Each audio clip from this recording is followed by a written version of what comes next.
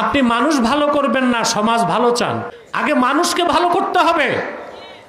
আপনি মনে করবেন একটি সুন্দর সংবিধান, একটি মজবুত রাষ্ট্র কাঠামো আর কঠিন আইনের মাধ্যমে সব চোর চোট্টার দুর্নীতিবাজ ভালো করে দিবেন। না, এটা সম্ভব না। যদি সম্ভব হতো তো আমেরিকা ইউরোপে কোনো দুর্নীতি থাকতো না।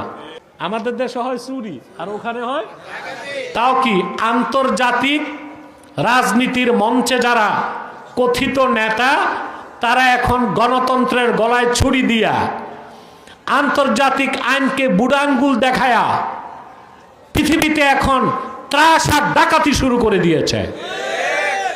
আমার দেশের রাজনীতিবিদরা অধিকাংশই মার্কিনপন্থী, অর্থাৎ পশ্চিমাদের সভ্যতা আদর্শের অনুসরণে রাষ্ট্র বানাতে চায়, কিন্তু ইসলামের আদর্শ খুঁজে দেখার চেষ্টা করে না। এটাই হচ্ছে আমার দেশের রাজনীতিবিদদের সবচেয়ে বড় মূর্খতা এবং ব্যর্থতা।